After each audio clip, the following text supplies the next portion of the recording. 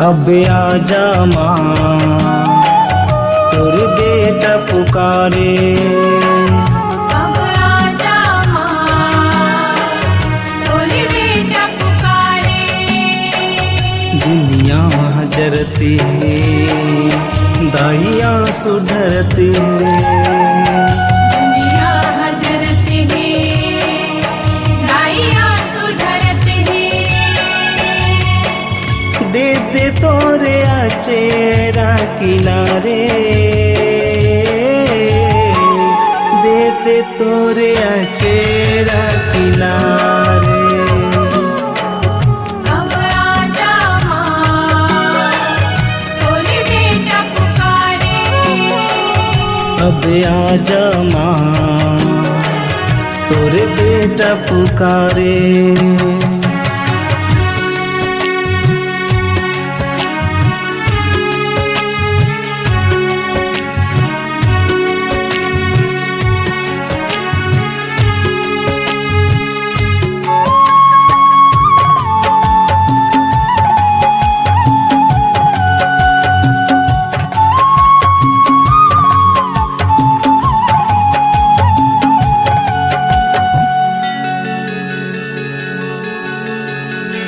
काहोती दुनिया माँ देख लेना आके वो।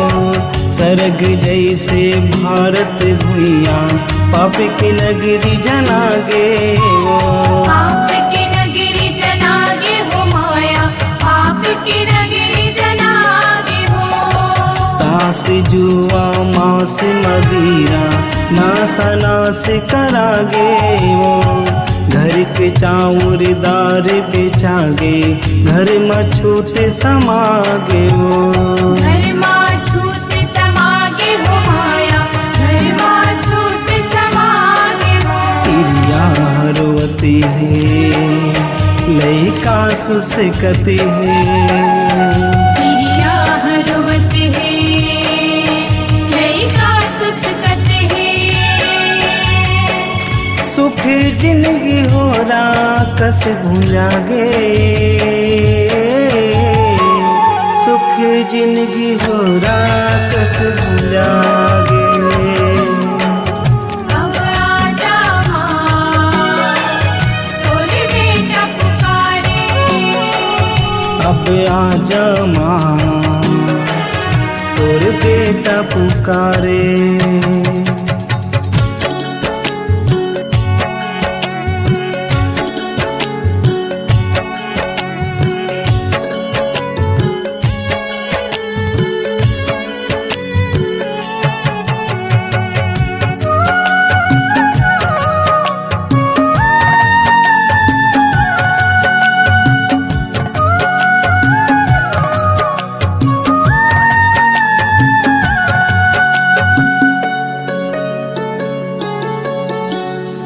भाई भाई बैरी बन गए पैसा सब लाना चाहते वो।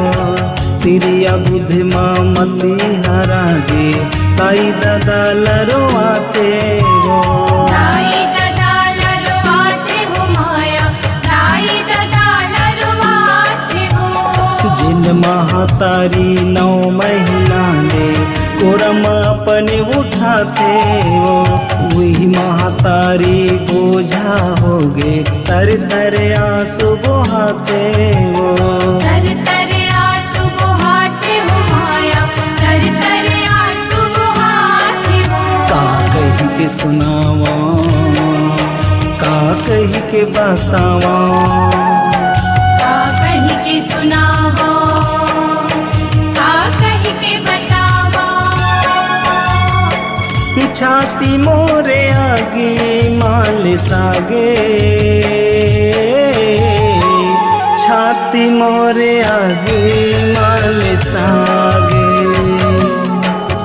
अब आजा माँ तोर बेटा पुकारे।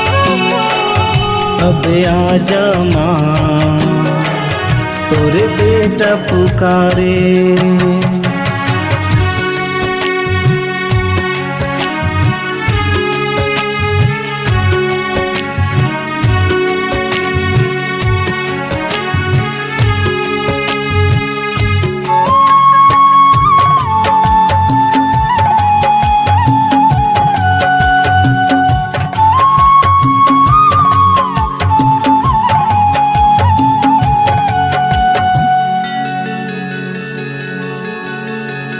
गौ महतारी दर दर भटके बिन चारा के बंधाए वो खार के पेरा खारे मबर गे काम भूख मिटाए वो कामा भूख मिटाए हो माया, कामा भूख मिटाए हो।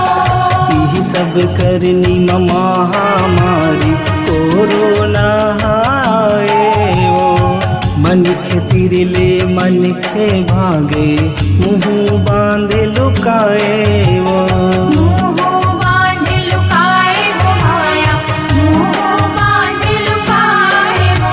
अपने च करनी माँ अपने च भरनी माँ अपने च करनी माँ, अपने च भरनी माँ। आंसू मोरे आँखी माँ भरा गे आंसू मोरे आँखी माँ भरा गे अब आजा माँ, तोरे बेटा पुकारे। अब आजा माँ तोरे बेटा पुकारे।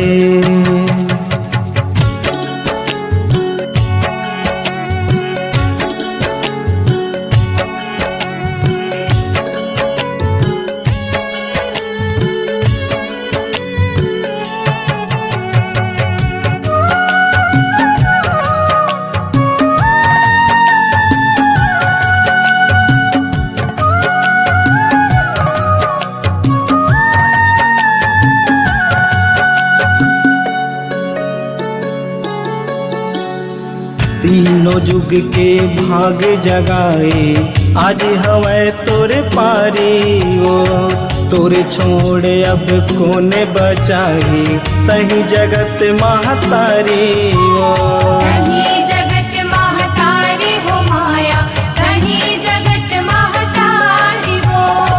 नाव हवै मोर सुमेरे वर्मा ए चिंगली के दारी वो शीतला मंडली के संग मादाई मिले हवै चिन्हारी वो मिले हवे चिन्हारी बुदाई, मिले हवे चिन्हारी हो। धन्या सुरोवै कोनो दुख लाबो है धन्या सुरोवै कोनो दुख लाभो है। दिया कस अंजोर बगेरा दे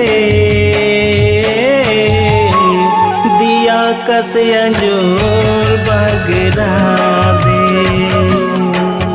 अब आजा माँ, तोरे बेटा पुकारे। अब आजा माँ तोरे बेटा पुकारे। अब आजा माँ, तोरे बेटा पुकारे। अब आजा माँ तोरे बेटा पुकारे। अब आजा माँ, तोरे बेटा पुकारे। अब आजा माँ तोरे बेटा पुकारे।